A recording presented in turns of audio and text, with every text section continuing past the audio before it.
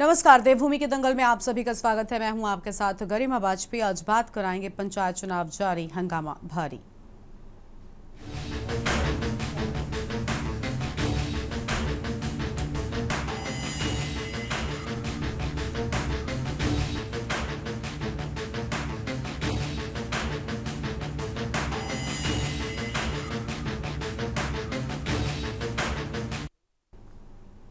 उत्तराखंड त्रिस्तरीय पंचायत चुनाव के अंतिम दौर में आज फैसले की घड़ी आ गई है। जिला पंचायतों में अध्यक्ष व उपाध्यक्ष और क्षेत्र पंचायतों में प्रमुख, ज्येष्ठ व कनिष्ठ उप प्रमुख पदों के चुनाव की वोटिंग खत्म हो चुकी है, जिसके बाद मतगणना कार्य जारी है। आज शाम तक परिणाम घोषित कर दिए जाएंगे।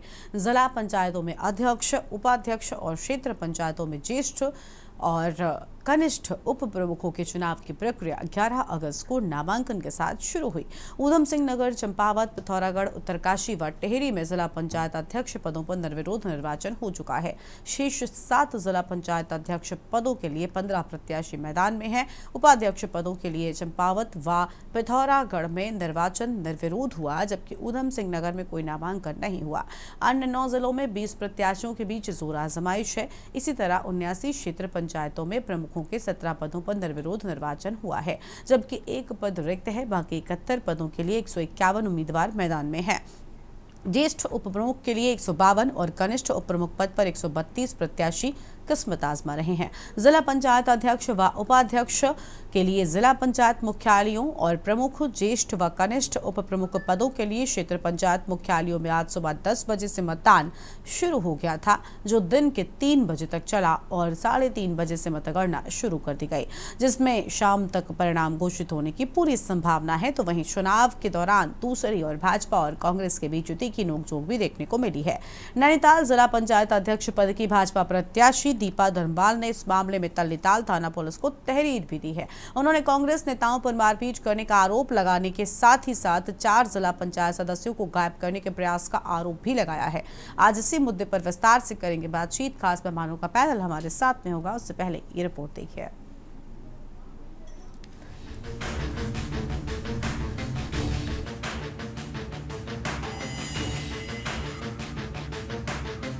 उत्तराखंड त्रिस्तरीय पंचायत चुनाव के अंतिम दौर में है। फैसले की घड़ी आ गई है। जिला पंचायतों में अध्यक्ष, उपाध्यक्ष और क्षेत्र पंचायतों में प्रमुख, ज्येष्ठ व कनिष्ठ उप प्रमुख पदों के चुनाव की वोटिंग खत्म हो चुकी है, जिसके बाद मतगणना कार्य जारी है। आज शाम तक परिणाम घोषित कर दिए जाएंगे। उत्तराखंड की सबसे हॉट जिला पंचायत सीट पर आज वोटिंग सुबह 9:30 बजे शुरू हो गई थी। प्रदेश कांग्रेस के पूर्व अध्यक्ष प्रीतम सिंह, पूर्व मुख्यमंत्री हरीश रावत, पूर्व मंत्री नौ प्रभात, प्रदेश कांग्रेस के वरिष्ठ उपाध्यक्ष संगठन सूर्यकांत धस्माना व अनेक विधायकों के साथ कांग्रेस समर्थित सभी 17 जिला पंचायत सदस्य काफिले के रूप में जिला पंचायत भवन गांधी रोड पहुंचे, जहां भारी पुलिस बंदोबस्त के साथ सभी 17 वोटर जिला पंचायत भवन में बने पोलिंग बूथ पर चले गए। वह कांग्रेस नेता बाहर सड़क के उस पार बैठ गए। सभी 17 वोटरों ने अपना मतदान किया, जिससे कांग्रेस प्रत्याशी सुखविंदर कौर की अध्यक्ष पद व अभिषेक सिंह की उपाध्यक्ष पद पर जीत सुनिश्चित मानी जा रही है। आज नैनीताल के अंदर शांतिपूर्ण चल रहे मतदान को जिस प्रकार से कांग्रेस के गुंडों द्वारा एक गिरोह के रूप में उसको प्रभावित करने का प्रयास किया, वहां हुदंग मचाने का प्रयास, इसकी मैं घोर भर्त्सना करता हूं। और मैं पूछना चाहता हूं कांग्रेस नेता को, नेता प्रतिपक्ष, वहां के विधायक किस प्रकार से, क्या माहौल बनाने में उन्होंने वहां काम किया है। आखिरकार 15 निर्वाचित सदस्य साड़ी पीढ़ी के हाथ में कैसे आए? वो तो मतदाता के हाथ में होनी चाहिए। उसको मारने का काम किया, उसको झपटने का काम किया, सदस्यों को उसके हाथ से छीनने का काम किया। इस प्रकार के वातावरण की मैं घोर भर्त्सना करता हूं और मैं माननीय न्यायालय से भी मांग करना चाहूंगा कि माननीय न्यायालय वहां के 7 मतदान को के लिए दिशा निर्देश दे और जिस प्रकार का ये वातावरण बना है, वातावरण ठीक होने की आवश्यकता है कि ये किसी भी रूप में मान्य नहीं है, स्वीकार्य नहीं है। अभी महेंद्र भट्ट का एक आपत्तिजनक वीडियो में देख रहा हूं, जिसमें वो नैनीताल में उल्टा चोर कोतवाल को डांटे वाली कहावत करते हुए दिखाई दे रहे हैं। जहां बीजेपी के गुंडों ने पुलिस की देखरेख में कांग्रेस के प्रत्याशियों को लूटने का काम किया, दिन दहाड़े डकैती डालने का काम किया। पूर्व विधायक संजीव आर्या का गला पकड़ा है। उसके अलावा सुमित हृदय जी जो हमारे विधायक, उनका गला पकड़ा है। हमारे भुवन काबली डिप्टी लीडर का गला पकड़ा है। हमारे आदरणीय पीसीसी के जो चीफ है, उनको हमारे सीएलपी लीडर साहब यशपाल आर्या जी को धक्का मुक्की करके हमारे मेंबर्स को लूटा है। उसके बावजूद वो ये कहते कि कांग्रेस ने गलत किया है। हाई कोर्ट में अभी हमारे लोगों ने जाकर वहां अपील की। जज महोदय ने एसएसपी नैनीताल और डीएम को डांटते हुए ये कहा है कि चारों कैंडिडेट्स को वापस लेके आए, उनकी वोटिंग कराएं और किसी को अपॉइंट किया है जिसकी देखरेख में वोटों की गिनती की जाएगी। तो महेंद्र बताया कि वो सच बोल रहे हैं कि कोर्ट के जज सच बोल रहे हैं, या जिन लोगों के ऊपर हाथापाई हुई है, जो लाइव वीडियो आए हैं, वो गलत है। देखिए, अराजकता की और तानाशाही की हद पार चुकी है भारतीय जनता पार्टी की सरकार। जिस तरह से सरकारी तंत्र के साथ मिलकर पुलिस प्रशासन ने सरकार के इशारे पर हमारे जिला पंचायत के निर्वाचित सदस्यों को जो वोट करने जा रहे थे, उन्हें जबरन हथियारों से लैस होकर भाजपा के तथाकथित भाजपा के जो नेता हैं, जो कार्यकर्ता हैं, उन्होंने हथियारों से लैस होकर हमारे 5 जिला पंचायत सदस्यों को मारपीट करते हुए, घसीटते हुए उनका अपहरण कर लिया है। ये परंपराएं बहुत अच्छी नहीं है और इसलिए कोर्ट ने भी ये माना कि कोर्ट ने खुद कहा भाई सीनियर एडवोकेट अगर कोई चीज बोल रहे हैं तो उसकी कुछ महत्ता होती है। तो एसपी और डीएम को बुलाया कि बोलो जो जिस ढंग से चुनाव होना है, निष्पक्ष चुनाव होना, वो इंश्योर करो। और उनको 4:30 बजे के लिए फिर रखा। और क्योंकि 10 जो सदस्य थे किसी व्यक्तिगत एक पॉलिटिकल पार्टी के लोग थे, वो तो यहाँ कोर्ट रूम में खुद आए थे। अच्छा, कोई भी आदमी जब तक डेस्परेट नहीं होता है, जब तक वो विवश नहीं होता, कोर्ट में क्यों आएगा? तो आए होंगे, हो सकता हुआ, मैं इस चीज की मतलब पुष्टि वैसे नहीं करता हूँ। तो 10 लोग यहाँ थे। तो यहाँ से माननीय अदालत ने उनसे, यहाँ का जो इंचार्ज है पुलिस हाई कोर्ट सिक्योरिटी का, उनके साथ उनको ये डीएम और एसएसपी को बोला है कि आप इंश्योर करें उनकी वोट पड़े। वहीं जिला पंचायत अध्यक्ष के चुनाव को लेकर भारी बवाल मचा हुआ है। कई जिलों में इसे लेकर उम्मीदवारों के बीच कड़ी टक्कर है और वो किसी तरह से ये पद अपने नाम करना चाहते हैं। इसी बीच नैनीताल से एक बड़ा मामला सामने आया, जहां कांग्रेस ने आरोप लगाया कि बीजेपी नेताओं ने पुलिस के साथ मिलकर 4 पंचायत सदस्यों का अपहरण कर लिया। कांग्रेस नेताओं का आरोप है कि पुलिस समेत 30 से 40 लोगों ने चारों कांग्रेस समर्थक पंचायत सदस्यों के साथ पहले मारपीट की और फिर उन्हें निजी वाहन में उठाकर ले गए। इस मामले को लेकर जमकर बवाल हुआ। कांग्रेस नेता हाईकोर्ट तक जाने की बात कर रहे हैं। उनका कहना है कि चुनाव को तुरंत रोक दिया जाना चाहिए। उत्तराखंड के तमाम जिलों में आज जिला पंचायत अध्यक्ष के लिए वोटिंग चल रही थी। इसके लिए भारी पुलिस बल भी तैनात किया गया था। तमाम बड़े जिलों में पुलिस को अलर्ट पर रखा गया था और किसी भी तरह की हिंसा से निपटने की बात कही गई। नैनीताल में जिला अध्यक्ष कार्यालय से 100 मीटर परिधि को छावनी में तब्दील कर दिया गया। जो जिला पंचायत अध्यक्ष का चुनाव है, उसमें पूरी तरीके से हमारी भारतीय जनता पार्टी आश्वस्त है कि विजय होकर हम ही आएंगे, हम ही अपना जिला पंचायत अध्यक्ष बनाएंगे। क्योंकि जो हमारी देवतुल्य जनता है वो हमें हर बार अपना रही है, चाहे लोकसभा चुनाव हो, चाहे विधानसभा चुनाव हो, चाहे नगर निकाय चुनाव है। नगर निकाय चुनाव में भी पूरी की पूरी सीटें हमको ही आई हैं। उसी प्रकार से ये देवतुल्य जनता फिर हमें अपना आशीर्वाद देगी, अपना समर्थन देगी और इस अपार जन समर्थन के साथ सभी जिले में अध्यक्ष हमारे ही नियुक्त होंगे और हमको इसका पूरा भरोसा है, आश्वस्त है हम अपनी जनता के ऊपर। देखिए, तो जिस तरह का भी आएगा अभी सामने आ जाएगा, लेकिन ये है, हमारा कहना ये है कि ये चाहे वर्तमान प्रक्रिया हो या इससे पहले की प्रक्रिया हो सिरे चुनाव की, वो उसे निष्पक्ष प्रक्रिया नहीं कहा जाता। आज जो चुनाव है, चुनाव धन बल के आधार पर लड़ा जा रहा है और कोशिश ये की जा रही है कि उसमें खरीदो फरोख्त का माहौल पहले ही बना लिया जाए और ज़्यादा से ज़्यादा अपने प्रमुख, अपने अध्यक्ष भाजपा जिता कर ला सके। और ये सारी चुनावी प्रक्रिया पूरी की पूरी इस वर्तमान आज की प्रक्रिया को लेकर भी विवादित रही है। तंत्र की हत्या जो है प्रशासन और पुलिस करा रही है, दलाली कर रही है भारतीय जनता पार्टी की। हमें लोकतांत्रिक व्यवस्थाओं पर भरोसा था, तभी हम माननीय उच्च न्यायालय की शरण में आए हैं। देखिए, विधायक की शर्ट फाड़ रहे हैं, छाते से मार रहे हैं, धक्का मुक्की कर रहे हैं, नेता प्रतिपक्ष जी पे हाथ लगा रहे हैं, महिलाओं पे हाथ लगा रहे हैं। वो तो माननीय उच्च न्यायालय का सम्मान भी करते हैं और उन्होंने सख्त निर्देश दिए हैं कि 5 जो है इन्होंने अगवा करे हैं, इनका जिलाध्यक्ष की गाड़ी में गए हैं 5। पांचों इन्होंने अगवा करे हैं, मारा है, उन्हें पीटा है। कोर्ट ने 4:30 बजे तक का समय मांगा है एसएसपी को, और जो कि पूरी तरह कल हमारे होटलों में रेड मार रहे हैं, तब भी प्रेम से बात करी। हमने कहा आप ढूंढिए, चाहिए आप करिए काम मतदान के। अब 4:30 बजे रिपोर्ट आएगी। उन्होंने डीएम को भी निर्देश दे दिया कि इसको एक्सटेंड करिए, 3 बजे की टाइमिंग को और एक्सटेंड करिए। आपको बता दें कि आज उत्तराखंड में जिला पंचायत अध्यक्ष व ब्लॉक प्रमुख के पदों पर चुनाव हो रहा है। 5 जिलों में तो बीजेपी पहले ही जिला पंचायत अध्यक्ष पर निर्विरोध जीत चुकी है। वहीं 7 जिलों में चुनाव हो रहे हैं, जिसमें से नैनीताल जिले में सबसे ज्यादा बवाल हो रहा है। सभी राजनीतिक पार्टियों का पंचायत चुनाव को लेकर संग्राम जारी है। Uttarakhand desk report.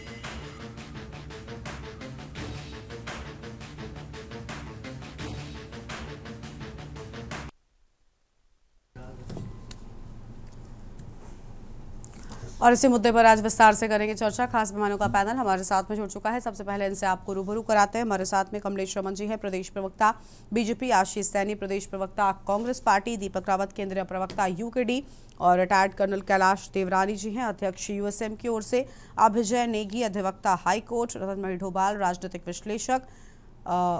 चर्चा की शुरुआत करेंगे कमलेश रमन जी के साथ में। कमलेश जी, मतगणना के बाद गणना और परिणाम को लेकर देखिए बहुत सारे आरोप लग रहे हैं बीजेपी पर, तोड़ मरोड़ के और खरीद फरोख्त के भी आरोप लग रहे हैं। आखिर ये पंचायत चुनाव पर चर्चा खत्म कब होगी? आज हालांकि कह रहे हैं कि अंतिम फैसला जो है वो आ जाएगा। बिल्कुल, देखिए जिस तरीके से चुनाव हुए हैं और बहुत ही शांतिपूर्ण तरीके से हमारे जिला पंचायत के चुनाव निपटे थे, और आज हमारा अंतिम चरण है और आज पूरा रिजल्ट आ जाएगा आपके सामने।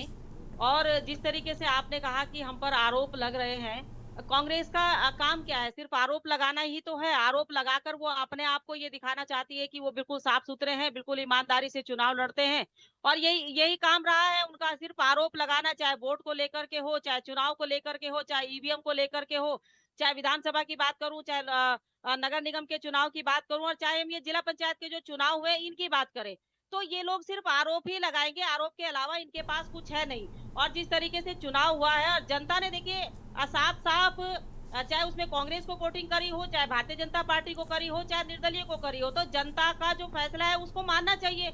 आप जनता के फैसले को भी जो है नजरअंदाज करके सिर्फ और सिर्फ आरोप लगाने का काम करेंगे, तो मुझे लगता है कि ये ठीक नहीं है। और आज ये सारी पिक्चर, सारी तस्वीर साफ हो जाएगी।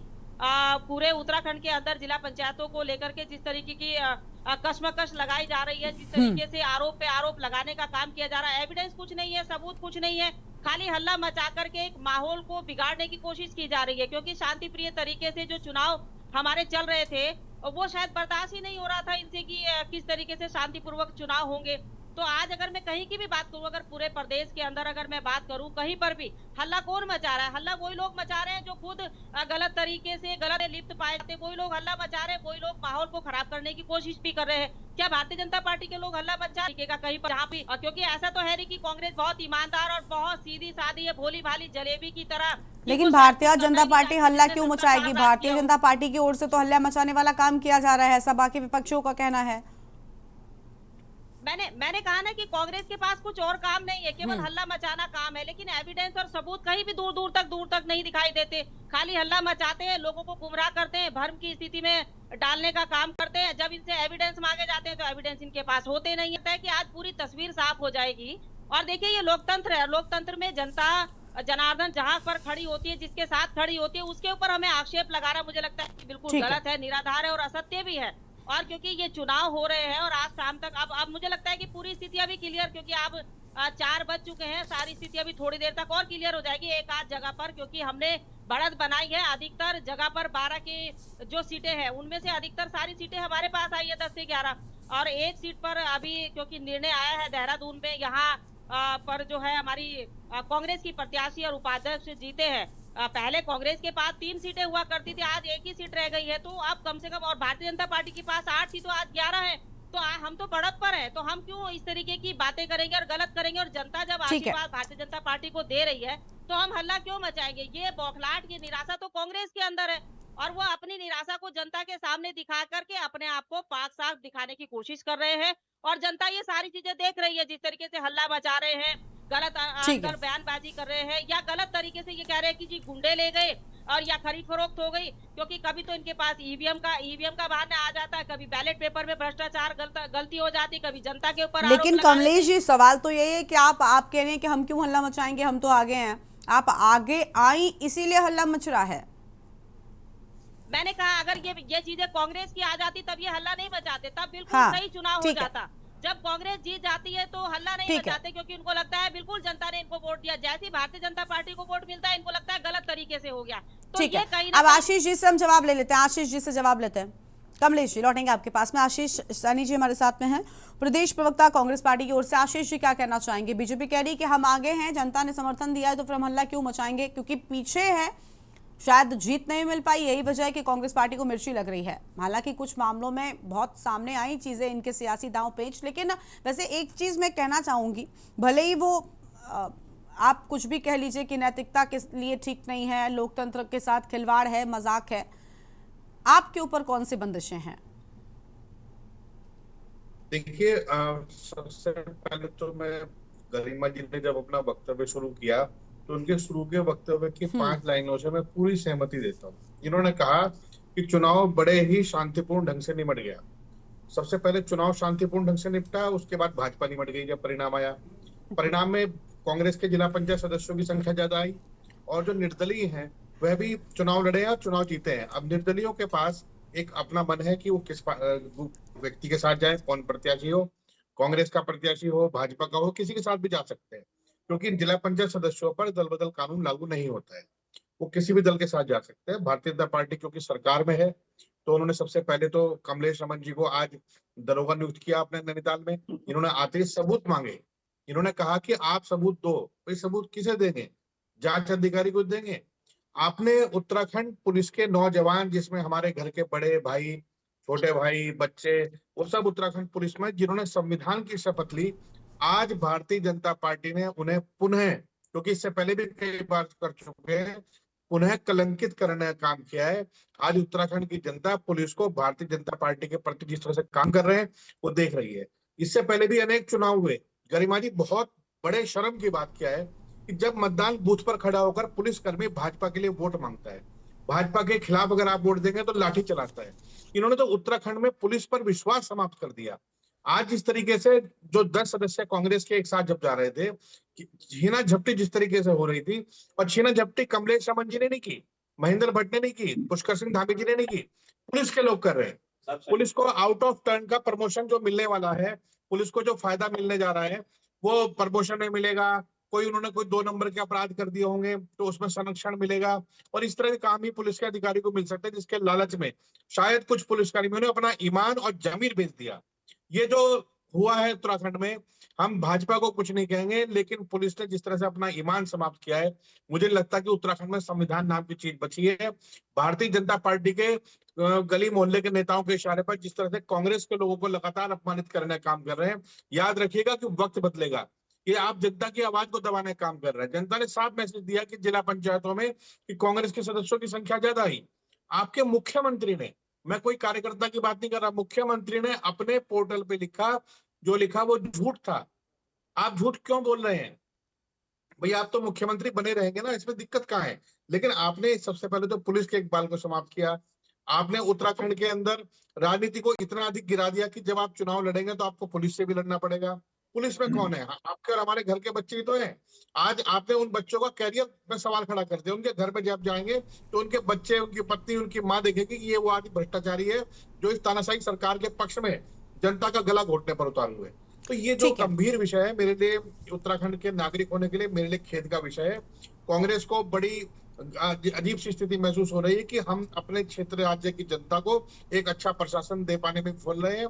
कुछ प्रशासन के भ्रष्ट पुलिसकर्मी, मुश्किल से 1% लोग होंगे गरिमा जी, जो 1% लोग अपना चरित्र बेचकर आज भाजपा का काम कर रहे हैं। ठीक है, चलिए ना, भाजपा नौकरी से इस्तीफा दीजिए, भाजपा की सदस्यता ग्रहण कीजिए, सुबह शाम करिए, हमारे मतदाताओं को उठाकर ले जाइए, आप अपने हम आपके मतदाताओं को ले जाएंगे। ठीक है, चलिए लौटते आशीष जी आपके पास में लौटेंगे, अपनी चर्चा को और आगे बढ़ाएंगे। उससे पहले देवभूमि के दंगल में एक छोटा सा ब्रेक के लिए आप रुकते हैं, कहीं मत जाएगा, फौरन हाजिर होंगे। आप देख रहे हो खबरों का सारथी।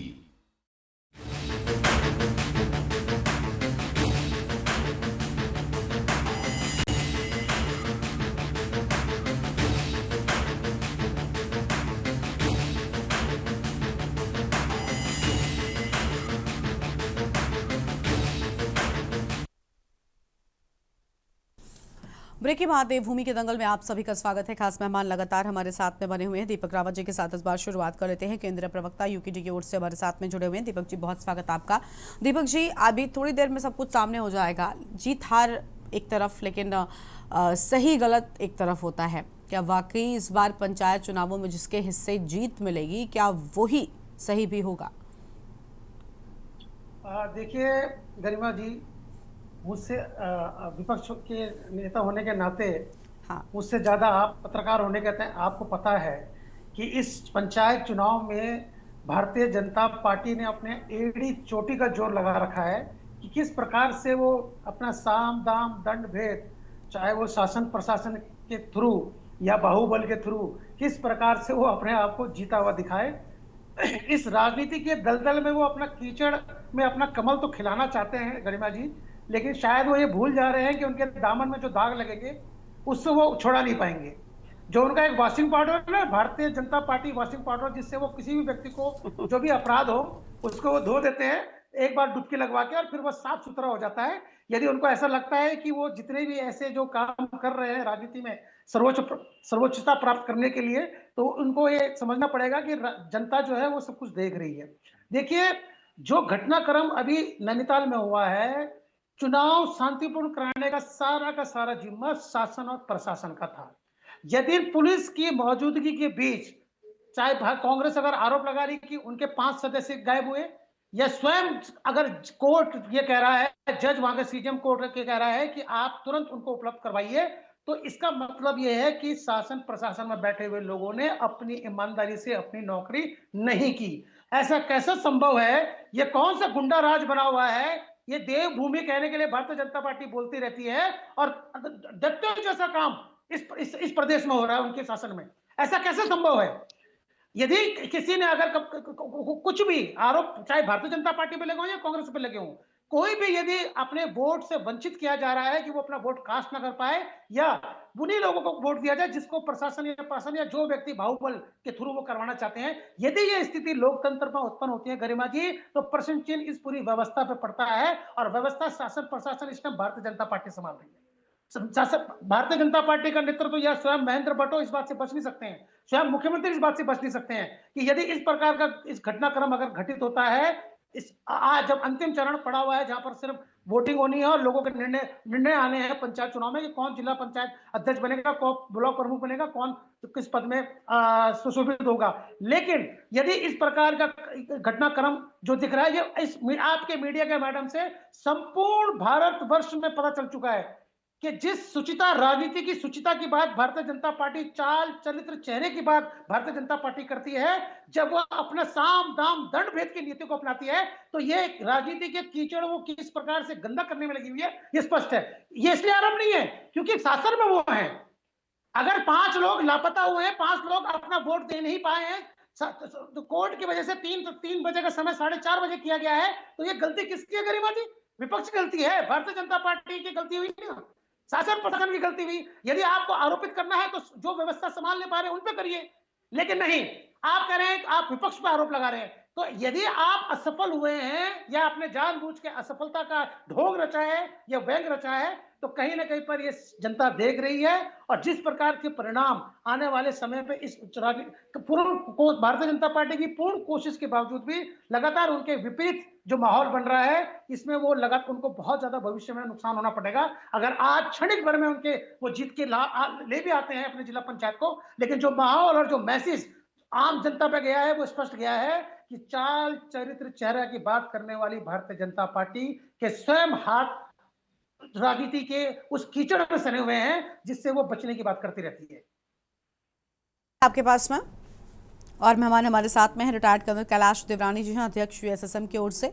बहुत स्वागत सर आपका। उनका भी रुख करेंगे और कुछ और मेहमान हैं उनके पास चलेंगे। सबसे पहले कैलाश जी का ही रुख कर लेते हैं। कैलाश जी, मतदान के बीच आरोप प्रत्यारोप अभी भी जारी है, आप भी विपक्ष में बैठे हैं, क्या आपको सत्ता पक्ष से शिकायतें हैं? और क्या वाकई, क्योंकि कमलेश जी का कहना है हम आगे हैं, हम क्यों कुछ भी हल्ला करेंगे, लेकिन हल्ला तो इसी बात पर हो रहा है क्योंकि वो शायद गलत तरीके से विपक्ष के कहने के मुताबिक आगे हैं। जय हिंद गरिमा जी। जैसे मैंने पिछले टीवी डिबेट में भी आपको बताया था कि पंचायत चुनाव जो है लोकतंत्र की एक नर्सरी है, शुरुआत है, यहाँ से ही तो सारा कुछ स्टार्ट होता है। लेकिन जब यही हिंसा, अपहरण और खरीद फरोख्त जैसे चीजें देखने को मिलेगी तो इससे साफ साफ लगता है कि लोकतंत्र पर ये बहुत बड़ा हमला है और लोकतंत्र की हत्या है। देखिए किस तरह से भारतीय जनता पार्टी द्वारा पुलिस को इसमें शामिल करके पुलिस द्वारा मारपीट कराई जा रही है। साफ इससे दिखता है कि इसमें भारतीय जनता पार्टी ने सत्ता का दुरुपयोग किया है।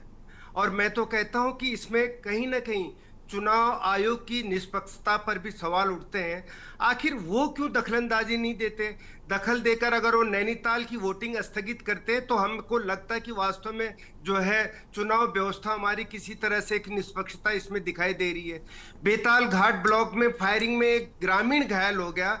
हल्द्वानी में प्रतिपक्ष के नेता यशपाल आर्य जी और विधायक जो है सुमित हृदय जी के होटलों पर छापे, रात को छापे मारे जाना, मतलब मेरी समझ में ये नहीं आ रहा है कि ये क्या दिखा रहा है कि आखिर कहां से किस तरह, क्यों आप डर और दहशत राजनीति में फैलाना चाहते हैं। और अभी कुछ देर पहले बीजेपी की प्रवक्ता बोल रही थी कि देवतुल्य जो जनता है उत्तराखंड की, इन्होंने इनको विजय बनाया है। तो क्या आप देवतुल्य जनता पे फायरिंग करवा रहे हैं? आप देवतुल्य कैसे बोले इस जनता को जिस पे आप स्वयं फायरिंग करवा रहे हैं? मैं बोलता हूं जब तक कि पंचायत चुनाव में ये दल बदल कानून नहीं आएगा तब तक मुझे किसी भी तरह से ये नहीं लगता कि यहाँ पर जो है निष्पक्ष चुनाव उत्तराखंड में देखने को मिलेंगे। देखिए साफ साफ लोकतंत्र की पोल खुल गई है। जहां जिला पंचायत सदस्य सुरक्षित नहीं है, भला वह जनता कैसे सुरक्षित रहे? और ये देखिए पूरा छावनी में जो है मतदान परिसर को तब्दील कर दिया गया है। तो ये क्या चुनाव हो रहे हैं? कोई आपातकाल जैसा माहौल क्यों बनाया गया है? बेताल घाट में गोलीबारी, नैनीताल में अपहरण, ऐसी चुनाव में हिंसा का मतलब साफ लगता है कि ये लोकतंत्र जो है यहाँ शर्मसार हो रहा है। और यदि सत्ता इतनी कमजोर है कि चुनाव से अपने विपक्षी नेताओं पर छापे मारकर और दबाव डालकर अपने आप को आप जो है विजेता बनाना चाहते हैं, तो ये लोकतंत्र की बहुत बड़ी हत्या है। और हाई कोर्ट को हस्तक्षेप के लिए मजबूर करना यह दर्शाता है चुनावी प्रक्रिया में खुद कानून का पालन स्वयं जो सत्तारूढ़ पार्टी नहीं कर रही है। और ये हमारे उत्तराखंड के लिए बहुत ही शर्मनाक विषय है और बहुत ही दर्दनाक समय है कि जो है इस तरह से हमारी देवभूमि में देखने को मिल रहा है। गरिमा जी ठीक है, लौटते हैं आपके पास में और मेहमान है अभिजय नेगी जी, अधिवक्ता हाईकोर्ट की ओर से। बहुत स्वागत सर आपका। अभिजय जी देखिए, आरोप बहुत सारे एक दूसरे पर लगाए गए, लेकिन हम इस पर लगातार चर्चा कर रहे हैं। चुनाव से पहले से चर्चा शुरू हुई और अभी भी चुनाव के बाद तक इन सभी चीज़ों के चुनाव को लेकर चर्चा जारी है। एक होता है कि कानूनी प्रोसीजर का पूरी तरीके से पालन करना, और दूसरा ये होता है कि भाई लूप होल्स का इस्तेमाल करके कुछ किसी भी तरीके से, टिहरी में जैसे हुआ, प्रत्याशी हड़प लिया गया, कांग्रेस पार्टी के विधायक गए लेकिन कांग्रेस की बड़ी किरकिरी हो गई वहाँ पर। ऑफ रिकॉर्ड और ऑन रिकॉर्ड चीज़ों में अंतर होता है। कल एक प्रवक्ता थे, वो उनका कहना था कि भाई कांग्रेस भी टीम बी की तरह काम कर रही है। आप जो विरोध मुंह से दर्ज करा रहे हो वो कानूनी रूप से शिकायत उस पर क्यों नहीं करते? क्या दोनों फायदा उठाते हैं इन लूप होल्स का? यही वजह है कि कानून तक नहीं पहुंचते? देखिए दोनों फायदा उठाते हैं गरिमा जी, तभी नहीं हो पाता एक सोल्यूशन। लेकिन यहाँ पर कांग्रेस और भाजपा का प्रश्न नहीं है, यहाँ पर प्रश्न सबसे ज्यादा मुख्य तौर पर राज्य निर्वाचन आयोग का है, जिसको एक अंपायर की भूमिका में होना चाहिए था। मैं आपसे साझा करना चाहूंगा कि वर्ष 2019 में एक जनहित याचिका थी विपुल जैन बनाम उत्तराखंड राज्य, जिसमें माननीय उच्च न्यायालय ने ब्लॉक प्रमुख और जिला पंचायत अध्यक्ष के जो चुनावों में 2 से 3 माह का समय दिया जाता था क्षेत्र पंचायत सदस्यों और जिला पंचायत सदस्यों की खुली खरीद फरोख्त को अंजाम देने के लिए, उसको रिड्यूस करके 10 से 15 दिन कर दिया था। इससे ये उम्मीद करी गई थी कि जो इनको नेपाल या काठमांडू या बैंकॉक तक भी, गोवा तक भी इनको सैर सपाटे पर ले जाया जाता था, घुमाने ले जाया जाता था, बहुत खुलेआम ये चीजें होती थी, इन पर कुछ नियंत्रण रखा जाएगा। जब इस जनहित याचिका की पैरवी भी हो रही थी तब ये देखा गया था कि अखबारों पर भी रिलाय करके राज्य निर्वाचन आयोग एक्शन ले सकता है। वो चुनाव पीछे भी कर सकता है अगर उसको लगता है कि कहीं पर कोई प्रॉब्लम हो रही है। लेकिन राज्य निर्वाचन आयोग ने क्या किया? उल्टा इस बार के चुनावों में तो राज्य निर्वाचन आयोग ने खुद ही ये साफ कर दिया कि वो क्लियरली पार्टीसन है, वो किसी एक पक्ष का समर्थन कर रहा है और निश्चित रूप से वो सरकार का समर्थन कर रहा है। ये हम इसलिए कह रहे हैं कि उनकी ओर से एक सर्कुलर 6 जुलाई 2025 को निर्गत किया गया कि वो वोटर जो शहर में रहते हैं वो लोग भी आकर गांव में इलेक्शन लड़ सकते हैं। आप सोचिए, इतनी अजीब सी बात राज्य निर्वाचन आयोग ने कही, इस पर माननीय उच्च न्यायालय ने 11 जुलाई को स्थगन आदेश पारित किया। वो इस आदेश को हटवाने के लिए वापस माननीय उच्च न्यायालय पहुंच गए, फिर इस आदेश की उन्होंने सुप्रीम कोर्ट में भी अपील कर दी। अभी तक वो आदेश हटा नहीं, लेकिन ब्लॉक प्रमुख और जिला पंचायत अध्यक्ष के चुनावों में फिर से उन्होंने शहर में रहने वाले लोगों को भी परमिट कर रखा है कि आइए आप गांव में भी चुनाव लड़ लीजिए, आपके पास संसाधन है, आप लड़ सकते हैं। अब अगर राज्य निर्वाचन आयोग इस तरीके की गतिविधियां करेगा, और जैसा नैनीताल के जो घटनाक्रम सामने आ रहे हैं, बेहद शर्मनाक है। देखिए, बात फिर से मैं बोलूंगा, आज सत्ता में भाजपा है, इसलिए ज्यादातर लोग नेचुरली उनसे प्रश्न करेंगे, कांग्रेस भी रही है सत्ता में, लेकिन कितनी खराब बात है, नेता प्रतिपक्ष वहां कह रहे हैं कि मेरे को थप्पड़ मारा है। सोचिए, एक संवैधानिक व्यवस्था में नेता प्रतिपक्ष इतनी गंभीर बात कर रहे हैं। एक समय था भाजपा के ही नेता प्रतिपक्ष थे संसद में, उनको कांग्रेस के प्रधानमंत्री ने यूएन भेजा था, नरसिम्हा राव जी ने वाजपेयी जी को यूएन भेजा था, वो घूम कर आए थे, वहां पर अपनी बात रख कर आए थे। यहाँ पर प्रतिपक्ष का नेता कह रहे हैं मेरे को थप्पड़ मारा है। अभी तक तो मुख्यमंत्री जी को उसको फोन करना चाहिए था, पूछना चाहिए था। इतना तो मतलब ये किस तरीके की व्यवस्था है, और पंचायत चुनावों का स्तर इतना गिर गया है। और इसके लिए अगर कोई मुख्य रूप से दोषी है, राज्य निर्वाचन आयोग के अधिकारी जिनको ये पूरा चुनाव का सुपरिंटेंडेंस करना था, और सभी लोग जिनको ये सारे मापदंड फॉलो करने चाहिए थे, 34 गाइडलाइन ले डाउन करी है ऑनरेबल हाईकोर्ट ने, जिसमें उन्होंने कहा हुआ है जहां धन बल दिख रहा हो आप चुनाव इमीडिएटली रोक सकते हैं, स्थगित कर सकते हैं। जहां कोई मेंबर कह रहा हो कि मेरी सेफ्टी और सिक्योरिटी को खतरा है, तुरंत उसको इमीडिएटली सेफ्टी और सिक्योरिटी मुहैया करानी है। विपुल जैन के निर्णय में पैराग्राफ 118 में हाईकोर्ट ने ये 2019 में ले डाउन किया था। 2-3 महीने लगते थे पहले ब्लॉक प्रमुख और जिला पंचायत अध्यक्ष के चुनावों में, इस बार 10 से 15 दिन में ही हो रहे हैं।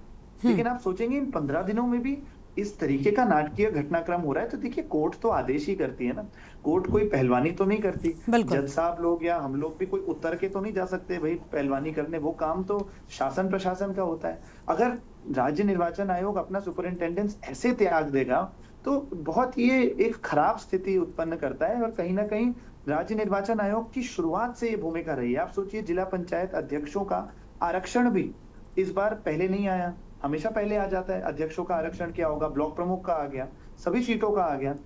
किस लिए रुका गया, इतनी लेट हुआ, इतना लिटिगेशन हुआ इस बार आरक्षण व्यवस्था को भी लेकर, ये 2 वोटर वालों को भी लेकर। आप जानते हैं जब से ये 2 वोटर वाला केस शक्ति सिंह बर्थवाल का हुआ है, मैं ही नहीं कई अधिवक्ता हम लोग आपस में बात कर रहे हैं, राज्य निर्वाचन आयोग ने बहुत भला किया है अधिवक्ता समाज का। हम सबके द्वार पटे पड़े हैं चुनाव याचिकाओं से कि चुनाव याचिकाएं यहाँ दाखिल करो। कोई जिला छूता नहीं है जहाँ चुनाव याचिकाएं नहीं होंगी। और कल ही माननीय उच्च न्यायालय ने यह भी फैसला दिया है कि 6 महीने में इन चुनाव याचिकाओं का निस्तारण होना है। यानी जिन कैंडिडेट्स के लिए ये सब गोलीबारी हो रही है वो तो हटने वाले हैं, अगर वो शहर के भी हैं।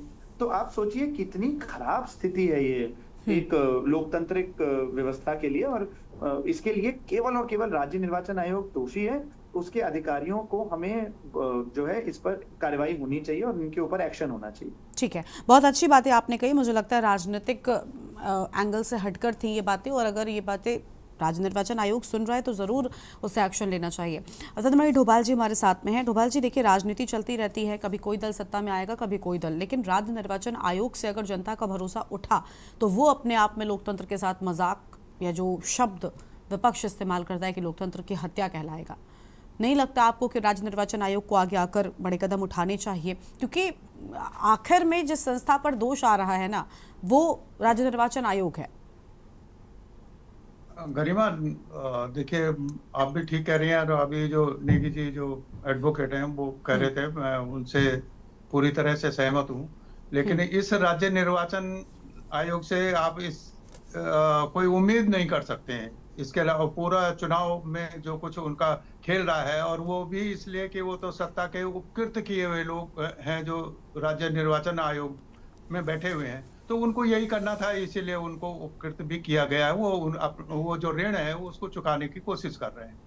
मैं थोड़ा ये कहना चाह रहा हूँ कि कल हमारा राजनीतिक आज़ादी हमको मिली ब्रिटिश से, और उसका 15 अगस्त कल है, और आज जो हमारे लोकतंत्र के जो प्रमुख जो नींव है प्राइमरी स्तर पर, वो उसमें आज जो गणतंत्र का तमाशा जो किया गया है वो बहुत ही निंदनीय है। और ये दर्शा ये रहा है कि हम राजनीतिक रूप से जो हमारा राजनीति का है उसका चरित्र में कितना पतन हो गया है। और ये सारा कुछ अब ये जो गांधी जी चल रहे हैं, जो खरीद फरोख्त हो रही है, उसका नजारा तमाशा ये सब हम सबको देखना पड़ रहा है। हालांकि जो आजादी का हम तो हमारे लिए तो वो आजादी वो इतिहास है, क्योंकि हम आजादी के बाद पैदा हुए लोग हैं। लेकिन हम जैसे सुनते थे ब्रिटिश काल में ये सब कुछ होता था, तो मुझे लगता है कि वो तो ब्रिटिश थे, ये तो ब्रिटिश नहीं है, ये तो अपने लोगों पे गोली चला रहे हैं। ये मैं किसी पार्टी पे एक पे दोष नहीं दे रहा हूँ, ना ये इस पे ना उस पे, लेकिन गोलियां तो चल रही हैं। और कौन चला रहा है, किस पे चला रहा है, एक पंचायत चुनाव के लगा रहा है। और वो दिख भी रहा है कि पुलिस की गाड़ी में पंचायत के सदस्यों को भगा के ले जाया जा रहा है। आप एलएपी जो नेता प्रतिपक्ष है सदन के, उसकी पिटाई कर रहे हैं। आप जिला पंचायत की महिला सदस्य को उसको थप्पड़ मार रहे हैं, ये आरोपित कर रहे हैं वो। और ये एलओपी यशपाल आर्य, ये सब हो रहा है। बेलाघाट में आप देख रहे हैं कि किस तरीके से फायरिंग वहां पर हो रही है। वो सब सोशल मीडिया में सब कुछ वीडियो वायरल हो रहे हैं, आवाज आ रही है। तो मैं ये समझता हूँ कि ये जो राजनीतिक चरित्र है, चाहे वो इसमें कोई भी हो, चाहे कांग्रेस हो या भाजपा हो, ये सबसे ज्यादा, और ये खास तौर से उस राज्य में हो रहा है जिस राज्य का ऐसा कोई इतिहास नहीं रहा है। कभी ऐसी इस प्रकार की घटना हुई हमने वो देखा है कि जब हेमवती नंदन बहुगुणा का जब चुनाव हुआ था, मैं तो एक बूथ पे उनका एजेंट भी रहा, पोलिंग एजेंट, लेकिन तब भी तमाम बदमाशों को जेलों से छोड़ा गया था। लेकिन ये सब कुछ नहीं हुआ, लोगों ने कंडाली से ही काम किया था। यहाँ तो बंदूकें चल रही हैं, फायरिंग हो रही है, सब दिख रहा है। ये पूरे हमारे जो राज्य है उसको कलंकित किया जा रहा है इस घटिया किस्म की राजनीति से। और एन केन परकेन ये लक्ष्य ये हो कि हमारा अध्यक्ष तो हमारा ही बनना चाहिए, जब ये लक्ष्य है तो उस लक्ष्य को प्राप्त करने के लिए ये सब कुछ हो रहा है। और ये गंभीरता से दोनों शासक दल हैं, कांग्रेस भी भारतीय जनता पार्टी भी, इनकी प्रमुख जिम्मेदारी भी है कि इस चरित्र जो इस तरीके राजनीति का आपने किया है, इसको बदलने का काम भी उन्हीं को करना है। और चाहे वो आपस में बैठ के करें या कोई भी व्यवस्था करें या कोर्ट करे। कोर्ट ने अच्छा संज्ञान लिया है उसको, जब लोग गए हैं, कोई अच्छा उम्मीद हम करते हैं न्यायालय पर, हार फिर के जब आदमी कहीं नहीं जाता है, वो न्यायालय में जाता है, उससे उम्मीद की जा सकती है। लेकिन खाली ये न्यायालय का ही सवाल नहीं है, न्यायालय आदेश दे देगा, लेकिन वो आदेश का जो मशीनरी है उसको पारित कराना और उसके बाद पालन करना दोनों अलग अलग चीजें हैं। और उसमें दलों का बहुत अहम रोल होता है, अगर वो पूरी तरीके से नहीं निभाएंगे तो संभव ही नहीं है कुछ भी। ठीक है, कमलेश जी का हम रुख कर लेते हैं। कमलेश जी, देखिए शिकायतें बहुत हैं और सबसे ज्यादा आरोप शायद सत्ता पक्ष पर ही लग रहे हैं। अभी अधिवक्ता अभिजय जी का भी यही कहना है कि जवाबदेही आपकी बनती है और जिम्मेदारी भी आपकी बनती है कि कम से कम ये सारी चीजें ठीक चले। राज्य निर्वाचन आयोग से भी अगर शिकायतें हैं तो शायद सत्ता पक्ष की जिम्मेदारी और ज्यादा बनती है। बिल्कुल गरिमा जी, देखिए सत्ता में जब भारतीय जनता पार्टी है तो जाहिर सी बात है जिम्मेदारी और जवाबदेही और सवाल जवाब भी सरकार से ही होते हैं। और सरकार पूरी तरीके से उन चीजों का जवाब देने के लिए भी तैयार रहती है। क्योंकि मैं यहाँ प्रवक्ता के रूप में बैठी हूँ, अभी बात नैनीताल की आ रही थी, तो नैनीताल का मैं सिर्फ एक सवाल पूछना चाहती हूँ। हमारे जितने भाइयों ने अभी पूछा, 15 सर्टिफिकेट माननीय यशपाल आर्य जी के पास से कहाँ से आए भाई? जो सदस्य जीत करके आए उनके पास अपने अपने सर्टिफिकेट होने चाहिए थे। 15 के 15 यशपाल आर्य जी के हाथ में और भुवन कापड़ी जी के हाथ में थे। वो क्यों थे, किस लिए थे, ये तो आप समझ सकते हैं ना। तो गुंडागर्दी कौन कर रहा था नैनीताल में, ये आप जान सकते हैं। अरे तो आप कोर्ट जाइए ना। दूसरी बात, एक मिनट यूकेडी के भाई जाइए। दूसरी बात,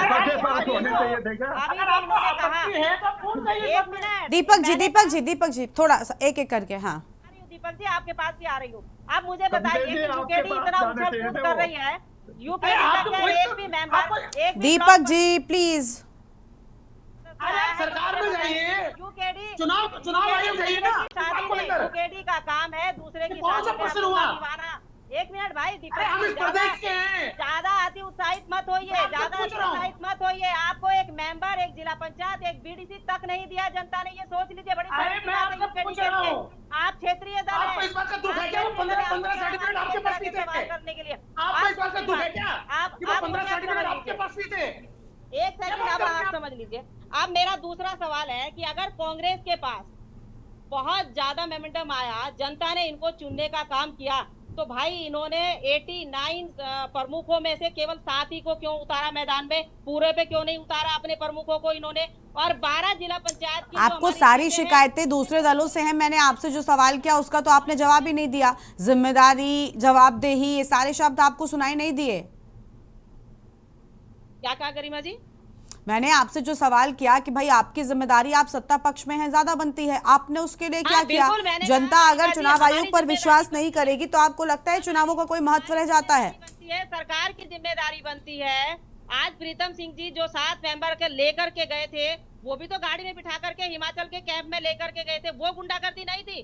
15 तो आपको भी हक मिल जाता है। अगर कांग्रेस जो करेगी आप वही करने के लिए सत्ता में आए। ठीक है सर, ठीक है मैडम, ठीक है ठीक है ठीक है, आपकी बात आ गई। जल्दी से आशीष जी कुछ कह रहे थे। आशीष जी आप बोलिए। आरोपी छीना झपटी के आरोप भी हम पे ही लगेंगे, क्योंकि अब हो गया कमलेश जी, तो जाहिर सी बात है ये आरोप लगाएंगे हम पर, लेकिन उन आरोपों को सिद्ध करने ठीक है के लिए मैडम, क्या ठीक प्रूफ है? अगर यशपाल आर्य जी के थप्पड़ मारा तो भाई आप मुझे बताइए ना कहाँ पर मारा? जाइए कोर्ट में, कराइए मुकदमा दर्ज। कमलेश जी कोर्ट कचहरी का रास्ता सबको पता होता है, लेकिन आपकी जिम्मेदारी क्या बनती है? आप तो बड़े अनुशासन वाली पार्टी बनते हैं। नई संज्ञान मुख्यमंत्री को लेना चाहिए था, जैसा अभी अभिजय जी ने बोला। क्या ये नैतिकता नहीं बनती है? और अब चुप हो जाइए मैडम, आशीष जी को सुन लेते हैं। आशीष जी आप बोलिए, आप बोलिए आशीष जी। एक मिनट वो सीएलपी लीडर कमलेश जी, बाकी मेहमान भी बोलने आए ना, प्लीज मैडम रुक जाइए। आशीष जी बोलिए, आशीष जी आप बोलिए। हो गया कमलेश जी, लेना चाहिए, बोलिए आशीष जी।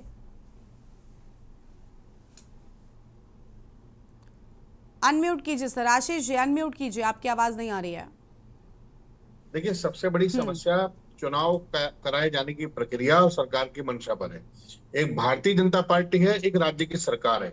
भारतीय जनता पार्टी अपने प्रत्याशियों को जिताने के लिए प्रत्याशियों का, सदस्यों का अपहरण करे, चाहे उनका गला घोट दे, चाहे उन्हें अमेरिका ले जाए, चाहे कहीं ले जाए। लेकिन भारतीय जनता पार्टी एक पॉलिटिकल पार्टी है, वो कर रही है, वो उससे छोड़ दीजिए। राज्य के मुख्यमंत्री, राज्य का निर्वाचन आयोग, राज्य का पुलिस महानिदेशक और इन सब पर आपने 7 चुनाव आयोग, जब ये चारों ही आपके पार्टी के लिए काम कर रहे हैं तो फिर आपको चुनाव लड़ने की जरूरत क्या है? अगर आप वहां निर्वाचन आयोग से एक सूची जारी करा देते कि ये लोग जिला पंचायत के अध्यक्ष रहेंगे, ये लोग मेंबर रहेंगे, बात खत्म हो जाती। चुनाव में करोड़ों रुपए फूकने की जरूरत क्या थी? आप बार बार इस बात को कह रहे हैं। जो सवाल हम लोग उठा रहे हैं, हम लोकतंत्र के लिए उठा रहे हैं, प्रक्रिया के लिए उठा रहे हैं। हम ये नहीं कह रहे कि बार बार आपने कहते कि हमने इतने खड़े कर दिए, इतने खड़े कर दिए। सबको मालूम है कि जिला पंचायत से लेकर जो मैं जो बात कह रहा हूँ बड़ी जिम्मेदारी से, आपने भ्रष्ट पुलिस कर्मियों को ड्यूटी पर लगाया इस चुनाव को जीतने के लिए। आपने उत्तराखंड की जनता का गला घोटने के लिए वो जो 1% भ्रष्ट पुलिसकर्मी खड़े कर दिए, वो हर मोर्चे पर, क्योंकि उन्होंने भाजपा की सरकार की मदद की है, तो वो हर मोर्चे पर जनता का शोषण करेंगे, तमाम तरह के भ्रष्टाचार करेंगे, और इसकी जिम्मेदारी भारतीय जनता पार्टी की होगी। पुलिस उत्पीड़न को बढ़ाने का काम आप लोग कर रहे हैं। आपकी पुलिस, जिस पुलिस को आप चला रहे हैं, वो 1% पुलिस जनता का शोषण करेगी। ठीक है, अभिजय जी आप कुछ कहना चाहेंगे? सब कानून का रास्ता बता रहे हैं, कानून का रास्ता सबको पता है, यशपाल आर्य को क्या नहीं पता होगा? देखिए, कानून का रास्ता बिल्कुल सही कह रहे हैं सब, और उनको भी पता होगा, उनको भी फिर अपने विधिक उपचार तो करने ही होंगे। अगर जो फैक्ट्स हैं उनके पर्टिकुलर केस के, उस पर मैं नहीं बोलना चाहूंगा। पर देखिए, जब एक चुनाव होता है, पंचायत का चुनाव है, तो हम यहाँ पर देख सकते थे कि ब्लॉक प्रमुख का चुनाव है, तो हर ब्लॉक में एक डिबेट का आयोजन होना चाहिए था, हर कैंडिडेट को डिबेट करना चाहिए था, उसमें क्वेश्चन आंसर होने चाहिए थे। क्यों है कि defection law, anti defection law नहीं अप्लाई करता है पंचायत पर? वाई? इसका कारण ही है कि पंचायत चुनावों को दलगत राजनीति से ऊपर रखने की एक चेष्टा की गई थी। उसका तो मजाक ही उड़ गया एक, कि क्या दलगत राजनीति से ऊपर रखना था? वो तो दलगत राजनीति से, वो तो दलदल की राजनीति हो गई है। दूसरी चीज हम देख सकते हैं, ऐसी जिला पंचायत अध्यक्षों के साथ होना चाहिए था। डिबेट्स होती हैं हर जिले की कि क्या करेंगे, फंड्स आएंगे, कहाँ पर उसको खर्च किया जाएगा, आगे के लिए क्या योजना होगी, किस तरीके से इसका यूज होगा। लेकिन सवाल यह है कि इन सारे कंस्ट्रक्टिव सजेशंस पर कुछ नहीं हो रहा है। और मैं फिर से आप लोगों से शेयर करना चाहूंगा कि ऑनरेबल हाई कोर्ट की पुरानी कई डायरेक्शंस हैं पंचायत राज इलेक्शंस को फ्री एंड फेयर करने की। आपको पता है पंचायत की जो व्यवस्था थी हमारे संविधान के अनुच्छेद 40 से आई है। अनुच्छेद 40 ही संविधान में बाद में इसलिए आया था जब अंबेडकर साहब जो एक मॉडर्न नेशन स्टेट बना रहे थे, जो एक रूल ऑफ लॉ और डेमोक्रेसी की बात कर रहे थे, उनसे कई मेंबर्स ऑफ पार्लियामेंट उस समय कॉन्स्टिट्यूएंट असेंबली, उन्होंने आग्रह किया कि नहीं, इसको ग्राम गणराज्य की अवधारणा दीजिए, यहाँ पर विलेज रिपब्लिक्स बनाइए जो अपने आप को स्वतः शासित कर सकें। पंचायतों को सुदृढ़ करना हमारे लिए इसलिए बहुत जरूरी हो जाता है। लेकिन वहां पर जब हम इस तरीके की जोर जबरदस्ती देखते हैं और राज्य निर्वाचन आयोग का फेलियर देखते हैं, देखिए सबसे ज्यादा इसमें बात सब लोग एग्री करेंगे शायद इस इशू पर कि किसको चुनाव कराने हैं फ्री एंड फेयर, राज्य निर्वाचन आयोग को कराने हैं। अब बात एक सज्जन ने बिल्कुल सही कही कि राज्य निर्वाचन आयोग के जो अधिकारी हैं, जो आयुक्त हैं, जो भी उनके शासन प्रशासन के ही लोग उनके लिए काम करते हैं, अगर वो इतने डायरेक्टली फेवर्ड हैं गवर्नमेंट से, तो कल को जो भी गवर्नमेंट आएगी राज्य निर्वाचन आयोग ऐसा ही लचर टाइप का दिखेगा, कुछ नहीं कर पाएगा। तो इस पर क्या सुधार होना चाहिए ताकि चुनाव निष्पक्ष रूप से हो सके, और कैसे एक डिबेट फॉर्मेट होना चाहिए? क्यों नहीं हमारी बस चुनाव हो जाए, दल तो सिर्फ इतना फोकस देते हैं किस तरीके से हो रहे हैं, कैसे हो रहे हैं, और उसके बाद जीत मिल जाए इस पर फोकस होता है। बाकी चीजों पर फोकस क्या बात ही कोई करना नहीं चाहता। जिम्मेदारी, नैतिकता, ये सारे शब्द तो मानो सभी भूल गए हों और हर कोई अपनी सुविधा के अनुसार इन चीजों का इस्तेमाल करता है। आज कांग्रेस के सामने विकट स्थिति आ गई है, तभी शायद कांग्रेस उन चीजों को लेकर अभी बीजेपी से सवाल कर रही है, वरना मौका पड़ने पर वो स्थिति कांग्रेस ने भी उसका फायदा उठाया है। बस यही वजह है कि आज चुनाव आयोग कटघरे में खड़ा हो गया और दल एक तरफ हो गए हैं। बहुत शुक्रिया आप सभी मेहमानों का हमारे साथ चर्चा में आने के लिए, अपनी बात रखने के लिए। तो पार्टी और प्रत्याशियों के अपने अपने दावे हैं, लेकिन दलों के अपने दांवपेच भी इस बार पंचायत चुनावों में देखने को मिले। हालांकि आज शाम थोड़ी ही देर में सब कुछ साफ हो जाएगा, लेकिन इस बार के पंचायत चुनावों की अगर हम बात करें, पहले ना होने को लेकर, फिर गलत वक्त पर होने को लेकर, उसके बाद नतीजों को लेकर और अब खरीद फरोख्त और रुपयों को लेकर लगातार चर्चा जारी है। देवभूमि के दंगल में इतना ही। आप देखते रहिए के न्यूज़ इंडिया। नमस्कार। गोल्डी मसाले लाए हैं